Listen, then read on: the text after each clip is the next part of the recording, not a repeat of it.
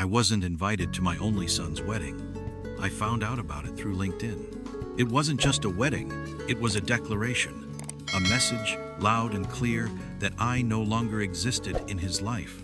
No explanation, no phone call, just a carefully curated gallery of photos posted by someone else. The bride looked radiant. My son beamed. And I stared at the screen like a stranger peeking through a window at a party I was never meant to see. He used to call me his hero. He used to cry when I left for work and run into my arms when I came home. I was the one who held his hand through every fever, stayed up to fix his science projects, clapped the loudest at his college graduation. But somewhere along the line, my presence became a burden. My name a blemish. I wasn't polished enough for his new world. A mechanic, a blue-collar ghost clinging to a son who had outgrown him. The wedding was held at a vineyard 2 hours away. Dozens of executives from his tech company attended. His in-laws flew in from Europe, but I, the man who raised him alone, who signed every tuition check and skipped meals so he wouldn't have to, I didn't even get a text. I spent that night sitting on the back porch, a slice of store-bought cake melting beside me. 52 candles, no visitors, just the distant sound of laughter in a world I no longer belonged to. But the next morning, as the newlyweds sipped champagne on their honeymoon, my son's company ceased to exist, and no one, not even him, saw it coming. I wasn't always the man he tried to erase. There was a time when it was just the two of us, me and Liam, surviving day to day in a rented one-bedroom apartment that always smelled faintly of engine grease and burnt toast. I worked long shifts at the auto shop, came home with cracked knuckles and oil-stained jeans, but I never let him see me tired.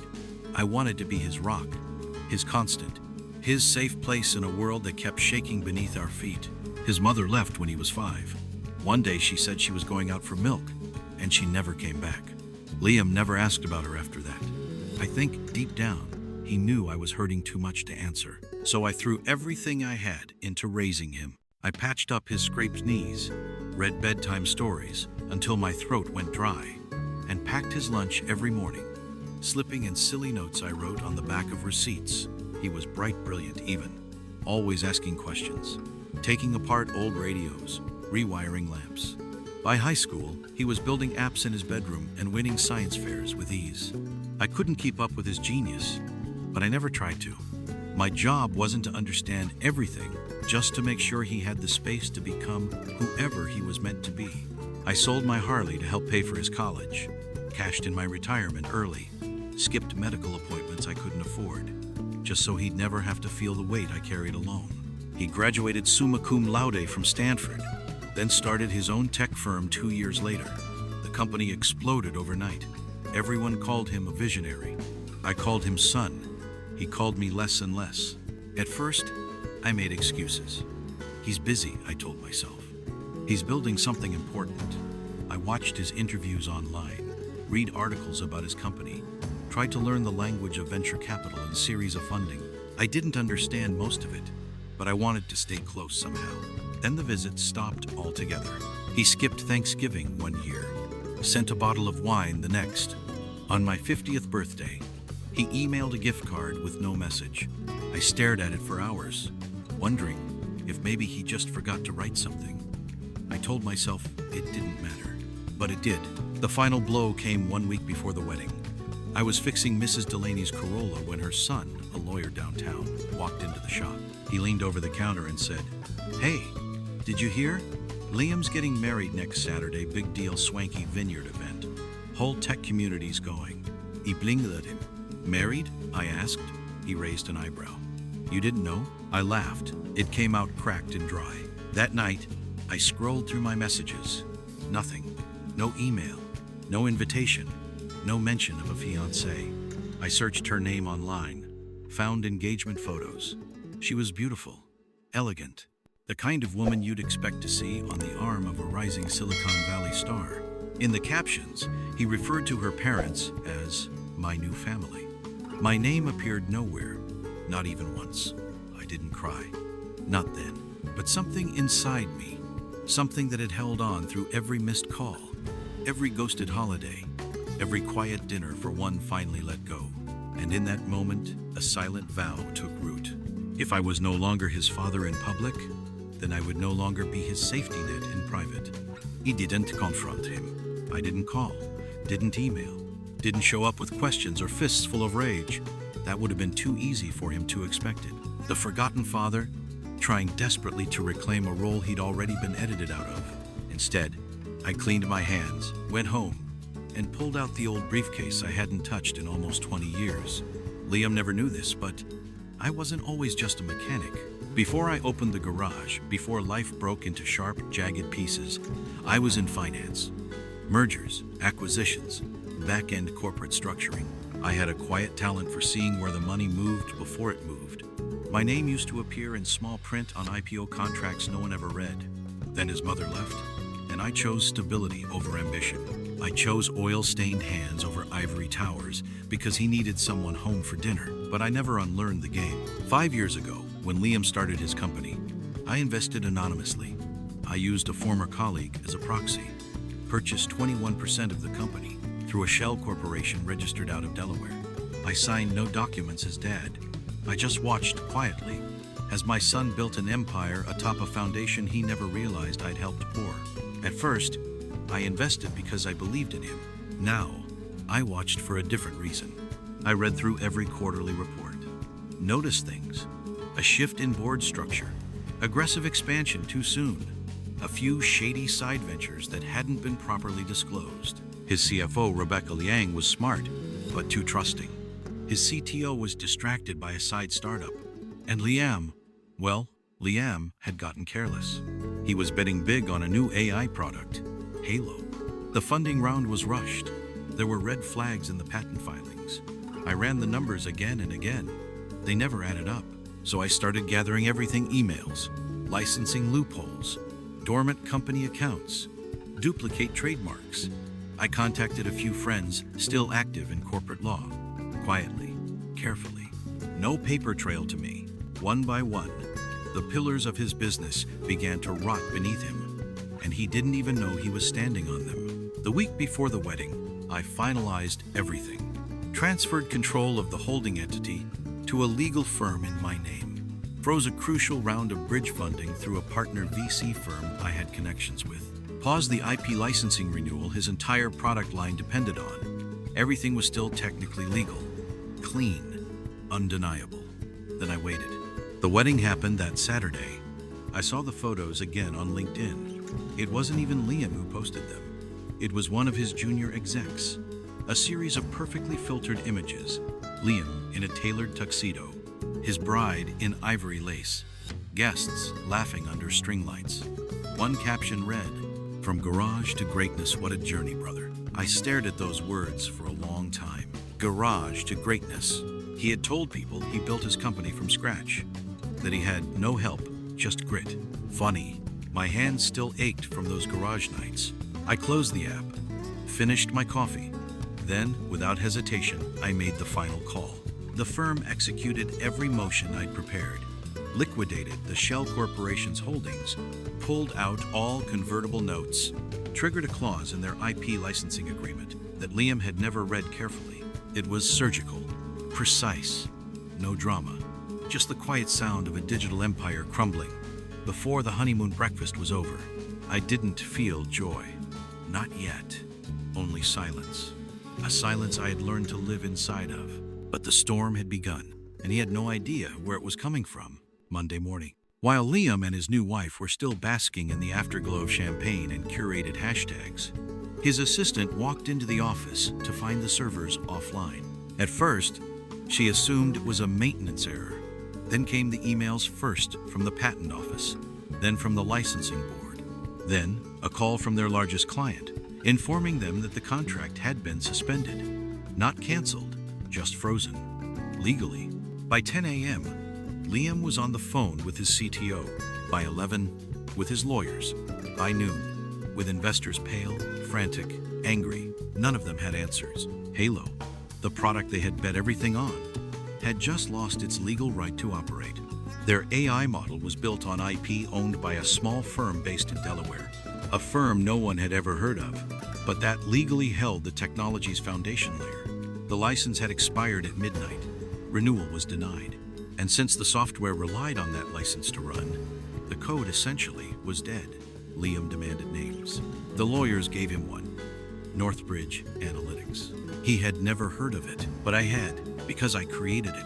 I founded Northbridge 5 years ago, folded it into my friend's portfolio, and buried it under layers of legal insulation. Then I quietly positioned it to acquire and license out the foundational IP for the AI tool Liam's company eventually developed without even realizing he was paying me royalties for technology I controlled. He never read the fine print, never thought to look past his own ego. The son who once built robots on our kitchen floor had grown into a man who believed he was untouchable. He wasn't. The twist wasn't just that I had invested in his company, it was that I had also become its backbone. And now, I had taken it away. But I wasn't done. The next move came that afternoon, when one of his board members, a woman named Clarissa, who had always admired me back in my finance days, called for an emergency session. She presented the shareholders with a proposal to investigate financial mismanagement tied to the failed product launch. It wasn't personal, it was business, but we both knew what we were doing. By evening, news had leaked. Tech blogs started speculating. Internal turmoil at Halo Labs? Did the wedding distract the CEO? Anonymous investor pulls plug on AI giant. I watched the headlines roll in from my kitchen table. I was eating reheated meatloaf, same as always. Nothing flashy, just warm and quiet. The phone rang once. It was Liam. I let it go to voicemail. He didn't leave a message. The next day, the real unraveling began. Investors started calling for an audit. Clarissa led the charge. His CTO resigned without notice. Several high-level engineers locked out their accounts and refused to work until legal clarity was restored. With no core product, no team, and no IP, the valuation of the company tanked overnight. By Wednesday, they had shut their offices for internal restructuring. By Friday, the brand that once raised $82 million in funding was reduced to a broken domain and a dozen unanswered press inquiries.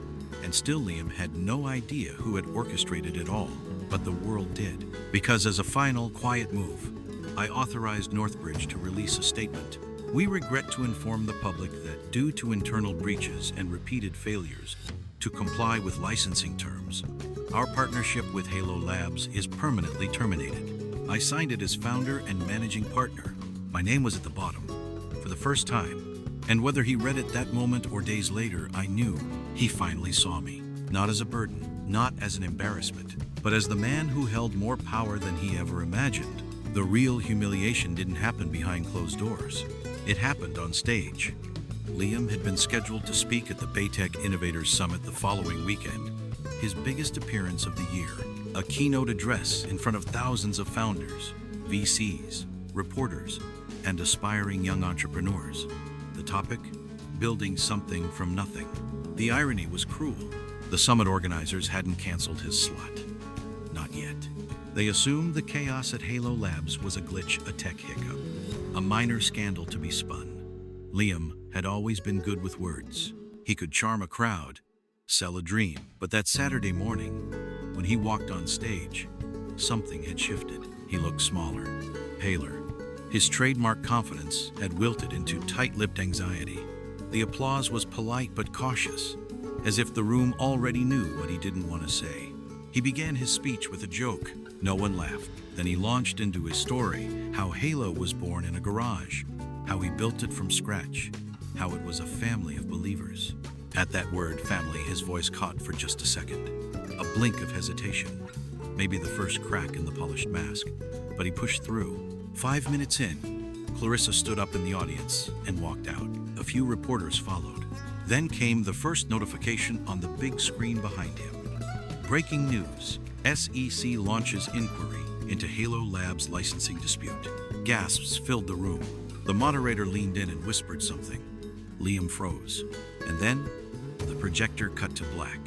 They never turned it back on. He didn't finish the speech. He couldn't. Security escorted him out the side door. Not because he was dangerous, but because the crowd, now swarming with cameras and live streamers, wanted a piece of the wreckage. By the next morning, every major outlet had picked up the story. Tech prodigy crumbles after hidden licensing battle. Anonymous founder revealed to be father of embattled CEO. From garage to ghost town, The Rise and Fall of Liam Hartley. They used his full name, but for the first time, they used mine too. Old photos of us together resurfaced, me holding him on my shoulders at a science fair, grease-stained arms wrapped around a 10-year-old with a medal. Images he'd buried, erased, pretended didn't exist. Now they were everywhere. And people asked, why wasn't his father at the wedding? No one had an answer. The final blow came the following Tuesday, when the board held a vote to remove Liam as CEO. It wasn't close. Only one abstained: Clarissa. She didn't vote for him, but she didn't have to. His own company turned on him, one signature at a time. And just like that, he was out. I didn't watch it live. I didn't need to. I was sitting at the same kitchen table as always, hands wrapped around a chipped mug of coffee, staring out the window. The trees were beginning to turn yellow. A new season was coming. The house phone rang again. I let it ring. This time, he left a voicemail. His voice cracked. Dad, I didn't know. I swear I didn't know. I was stupid. I was proud. I just wanted to be seen as someone who made it on his own. I never meant to erase you.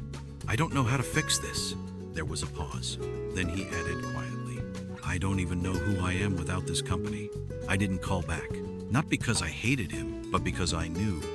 Now, finally, he understood who I was. A year has passed. The house is quieter now, but not empty. I've taken to spending mornings on the porch with a book in one hand and black coffee in the other. The birds come earlier these days. I watch them without urgency. No phone calls, no clients, no problems to solve that can't wait until tomorrow or forever. People in town talk about me more than they used to. Some say I was cruel. Some call it justice. Others don't know what to think, but they all say the same thing in the end. I didn't know he was that kind of man. Neither did Liam. After the board removed him, he disappeared from public view. He sold the apartment in the city, closed all his social media. I heard he took a job consulting for a mid-sized firm somewhere in Denver. Smaller scale, less pressure, no headlines. It's the first time in years he's had to answer to someone else. He's not married anymore. She left 3 months after the collapse. Quietly, no public statements, just gone. I haven't spoken to him, not since that voicemail. But he writes now. Letters, they come once a month. Handwritten, honest. No excuses, no grand gestures, just words, raw and unpolished. From a man trying to rebuild something he never thought he'd lose. Sometimes I read them, sometimes I don't. There's no anger in me anymore. No pride either. Just space. Space to breathe, space to forgive, space to remember that once there was a little boy who thought his father hung the stars. I don't need him to say it out loud. Not anymore, because I remember the weight of his tiny hand in mine as we crossed busy streets. I remember the fear in his eyes the first time he scraped his knee, and the way he clung to me like the world would swallow him whole if I let go. I remember love that didn't need cameras, or contracts, or curated timelines. He may have forgotten it for a while, but he didn't.